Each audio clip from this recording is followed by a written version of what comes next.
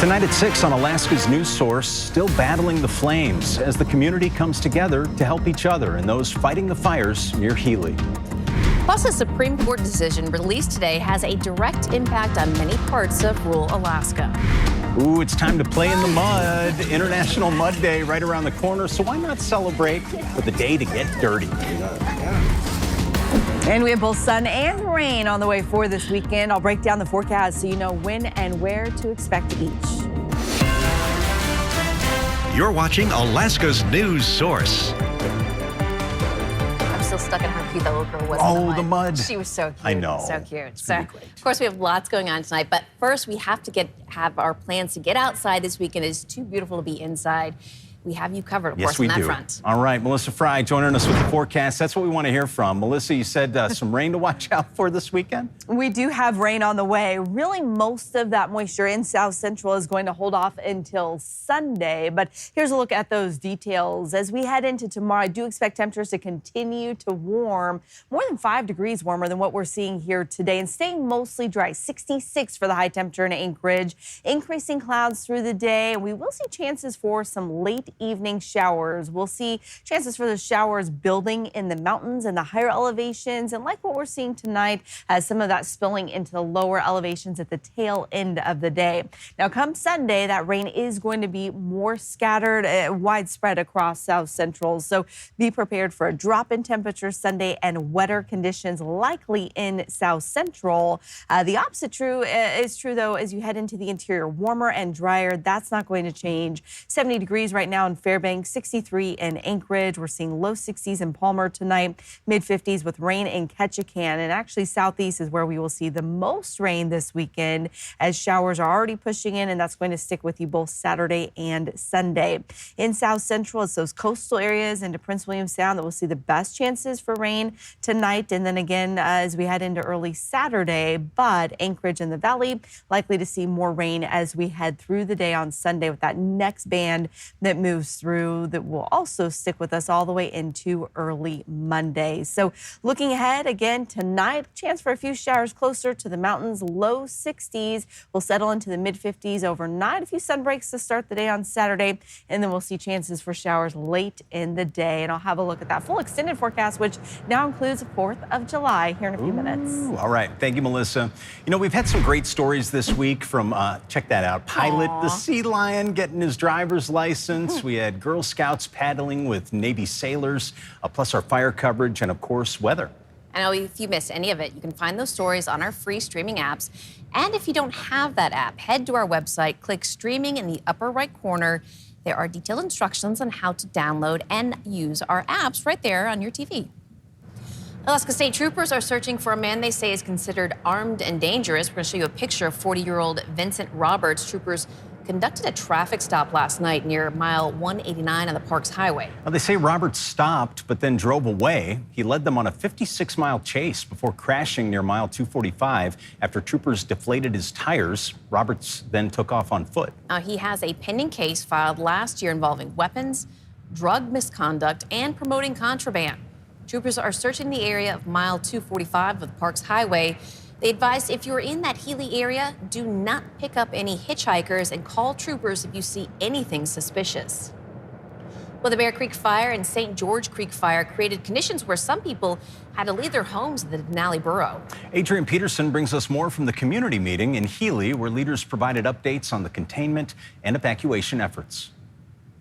As fires around the interior diminish, the Bear Creek Fire continues to press on, keeping fire crews on guard and residents in the Denali Borough out of their home.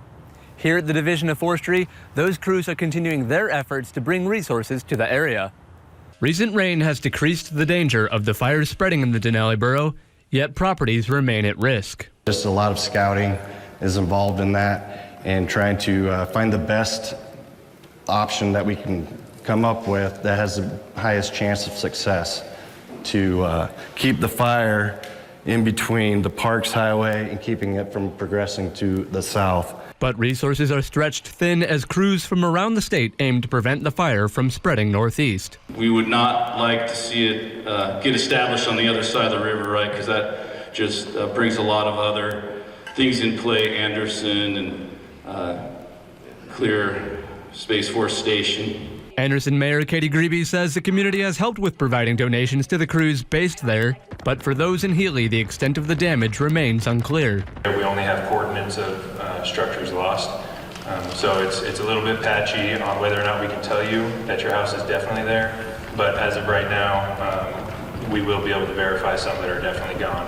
For now, folks are coming together as a community with crews on site as the borough continues to battle the flames.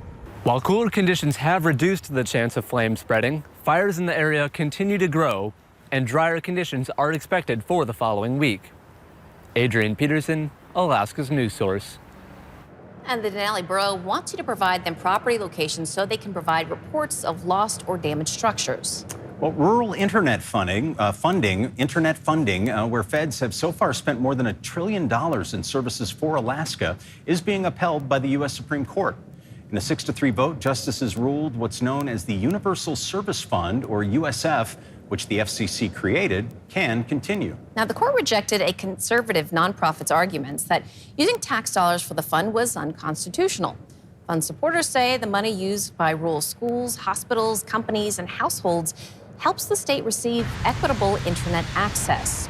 Leaders from multiple rural Alaska communities and telecommunications companies statewide are calling this a victory. In Alaska, where many of us live in remote areas that otherwise we wouldn't be able to afford to bring the networks into these communities. You know, had the ruling gone another way, I mean, it would have completely dismantled like the critical funding mechanism that we need for rural education. And by doing that, I mean, that's an additional disproportionate burden. The organization that sued, called Consumers Research, said the court got the case wrong, and Congress, not the executive branch, should be the one handling that money. Extended reaction from rural Alaska leaders live right now on our website and our mobile app. Still ahead, it's messy and dirty and so much fun. Oh my, making mud puddles, look at that, mud drawings, all things mud pies, the botanical garden.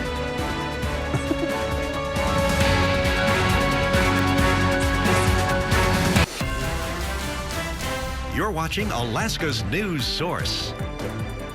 It's Friday. We felt the need for a little bit of joy. Yeah, and what's more fun, right, than playing in the mud? Been a little while, but photojournalist John Perry, he went out to a celebration of International Mud Day. Help you, yes. I think this is our other one right here. Oh, yes. Oh, I will put it right next to it, actually. Yeah, my pleasure. My name is Paulina, and we are at the beautiful Botanical Gardens here in Anchorage, Alaska, and today we have a mud day. We have so many different stations here going on and just fun events for the whole family. Okay. Just get you some more paints here if you'd like. Go jump in the sprinkler.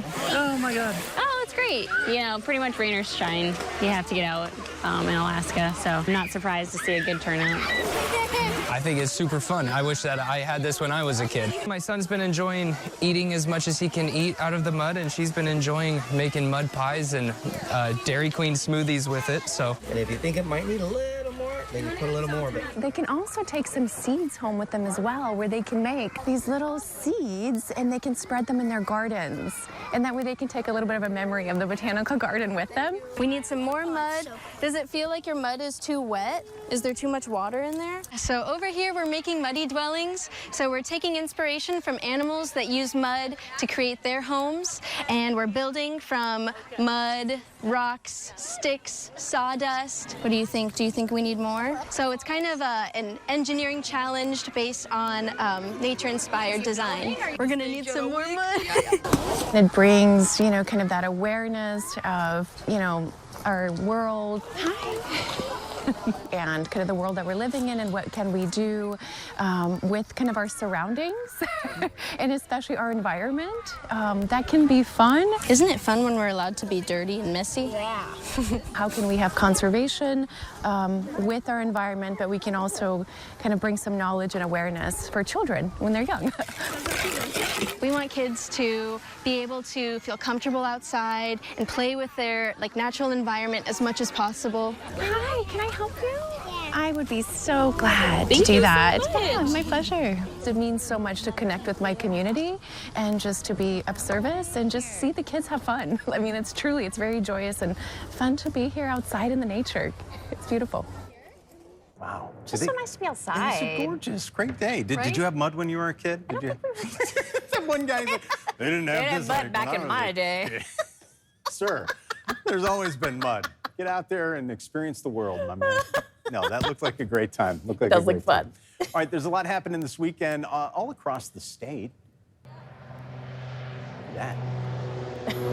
Yeah, in Anchorage. We got the Flyby Festival. It's happening at the Alaska Aviation Museum. Look at those planes flying by. It runs from 10 to 4 o'clock tomorrow. Organizers say there will be live food or live music. Let's hope there's no live food.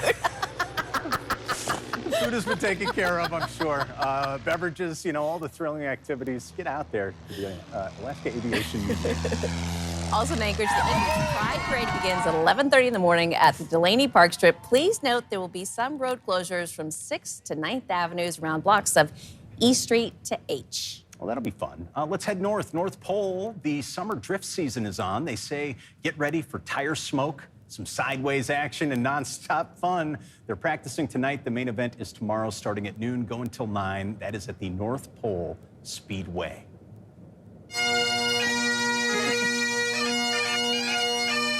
At the Alaska State Fairgrounds, the Scottish Highland Games are Saturday and Sunday. There are traditional competitions, Celtic music, a Celtic market with 175 vendors. Grab your kilt, try out your best Scottish accent. Let's go. I got an extra ticket to the Scotch tasting tomorrow if anyone wants to go. There you go. Just put it out there.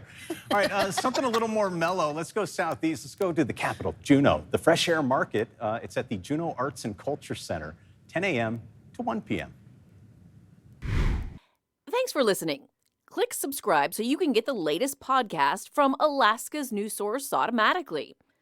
And stay up to date with breaking news and in-depth reporting available for free 24/7 with the Alaska's news source app.